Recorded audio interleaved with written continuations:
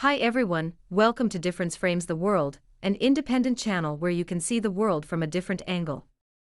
Today, we discuss Chinese drones per some viewers' requests.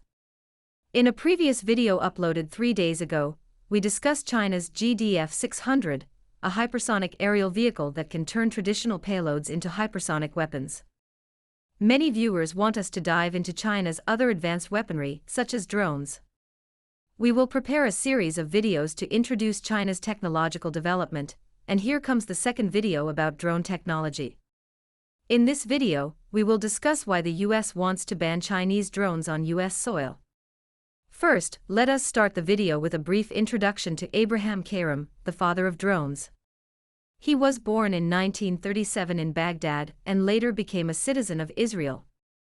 He moved to the United States in the 1970s and started his drone kingdom there. The economists described him as the man who created the robotic plane that transformed the way modern warfare is waged and continues to pioneer other airborne innovations. His most famous drone is causing controversy due to its use by the CIA for targeted killings. A contractor of the U.S. Defense, General Atomics, bought his company later. For a while, the U.S. military wanted to defeat the Chinese People's Liberation Army with swamps of drones. Even today, Taiwan's separatists still want to buy America's drones to fight the mainland army, as if they do not know China's drone technology has long surpassed the United States, becoming the world's #1. The debut of drone technology in the West did not enable the United States to dominate the drone market. Instead, China has become the world's largest drone supplier, and DJI, a Chinese drone manufacturer, sells over 90% of the world's consumer drones to its clients worldwide.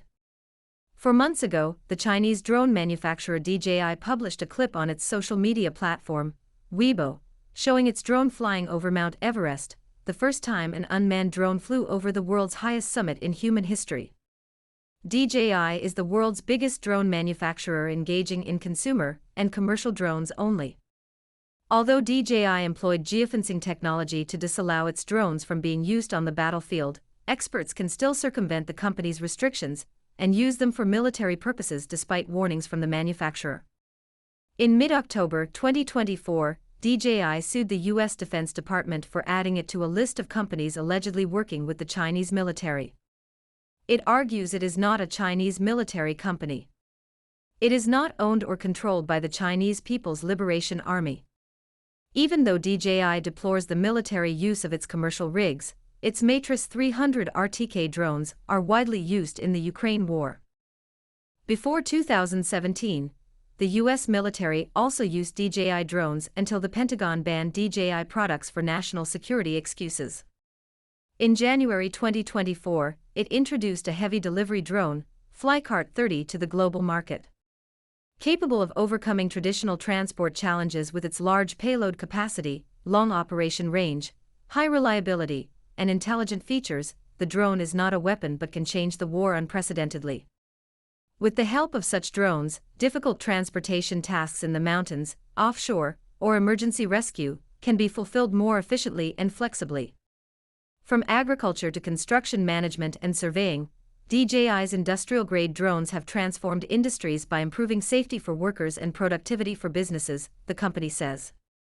We are optimistic that Flycart 30 will become a trusted solution for aerial delivery, solving complex terrain and terminal transportation problems efficiently, economically, and most importantly, safely from the air.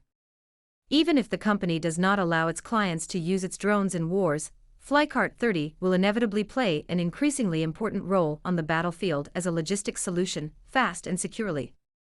The Flycart 30 can also become a heavy drone bomber, gunship, mine layer and logistics vehicle, although the company forbids its buyers to use the drone for killings. The Ukraine war has unveiled a new era of drone technology on the battlefield. Operators attach small consumer drones to their artillery units, and reports from various sources suggest there are thousands of drones in service. Those small drones give soldiers God's perspective, so they can not only discover enemies over hills, among trees, inside buildings, or far behind the frontiers, but they can also watch the bullets hitting their targets and let the drone guide them toward the prey. Moreover, affordable drones small enough to fit in a cargo pocket, like the Mavic series from DJI, are outstanding platforms for rocksteady aerial videos, based on which the commanders can better direct their troops. Russians and Ukrainians in the conflict have used drones heavily for collecting information and locating hidden targets from miles away. Small drones can also make artillery 5 to 10 times as effective. Anything between 155 mm howitzers and 30 mm automatic grenade launchers can benefit from drone guidance, and those drones help tanks destroy enemies from long range, which was previously impossible. DJI, as the world's #1 drone maker, boasts a lineup of products that fit diverse environments for different needs. Still, it is not a military company. All its products are for consumer and commercial uses. A company making kitchen stuff which does not allow its buyers to use their utensils to commit crimes should not be accountable if one customer uses its butter knife to endanger another person. The same is true with DJI, and it should not be called a military firm even when some clients use its products for military purposes, like Russians and Ukrainians in the Ukraine conflict. As of June 2024, DJI dominates the global consumer drone market with a market share of over 90%, and no other company in the world occupies more than 4% of the drone market because of its overwhelming success.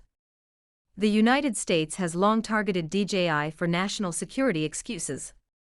In the eyes of some lawmakers, DJI could be more dangerous to the United States than Huawei, as drone technology plays a crucial part in future wars. DJI drones are so much cheaper than US companies, and the highly automatic lines in DJI's Shenzhen plant can make tons of products at fractional costs, which will put the United States in a position doomed to fail in future conflicts with China. DJI filed a lawsuit against the Pentagon for labeling it as related to the Chinese military, claiming its business has been adversely affected since the U.S. defense accused it of being a Chinese military company. We do not think it is easy for DJI to win the case, but it sets a precedent for other Chinese companies to follow when they are unfairly treated. Even if it loses the battle to the Pentagon and cannot sell its drones in the United States, like the ban on Huawei products there, no U.S. drone companies can succeed for their hefty costs. Huawei does not sell its products in the United States, but none of its U.S. counterparts can flourish. Adtran, one of the very few telecom hardware companies in the U.S., is still struggling as it cannot grow its business elsewhere due to its high price and outdated equipment. Some say Adtran's transistors are still bigger than peanuts as those in the 1980s. In early September 2024, the Countering CCP Drones Act, a bipartisan bill introduced by Congresswoman Elise Stefanik in 2023, was passed by the U.S. House of Representatives. It aims to address anxieties about Chinese drones, especially those from DJI.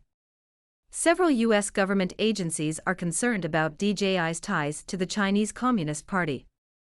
Since 2017, U.S. intelligence agencies have accused DJI of allegedly sharing sensitive data with the Chinese government. Other agencies like the Department of Homeland Security, the Department of Defense, and the FBI have all warned about the potential risks of Chinese-made drones. John Robert Molinar, a U.S. representative from Michigan, points out that DJI poses a real national security risk to the U.S. given its deep partnership with the Chinese military, its expressed allegiance to the Chinese Communist Party, and its surveillance technology operating across U.S. soil. At present, the Senate is reading the bill, and will probably pass it at the end of 2024, likely becoming Biden's last law or Trump's first. The U.S. is afraid that geopolitical conflicts or other events could disrupt the supply chain, leaving the U.S. with limited access to required drone technology. Elise Stefanik, who initiated the bill last year, emphasized the importance of banning Chinese drones in U.S. infrastructure, saying, "It is strategically irresponsible to allow Communist China to be our drone factory." She believed the ban on DJI drones was crucial to ending DJI's dominance in the U.S. market, protecting the nation's skies. According to what has been done to Huawei, the U.S. government will likely coerce its allies to ban DJI drones as well, for national security excuses. Moreover, the founder of DJI, Frank Wong, and his top executives and family members should avoid trips to the United States and its allies. Meng Wanzhou was detained in Canada for 3 years per the request of the United States under Trump's first term. We do not want to see the same happen to DJI when Donald Trump starts his second term in January 2025. A new round of tech war between China and the United States will unfold soon, and DJI will become the second Huawei, believe it or not. Thanks for watching our videos, and please subscribe to our channel if you have not done that so you will not miss our uploads every day. Like, forward and share our videos with your friends, helping DFTW become a club with 1 million subscribers shortly. Thanks again.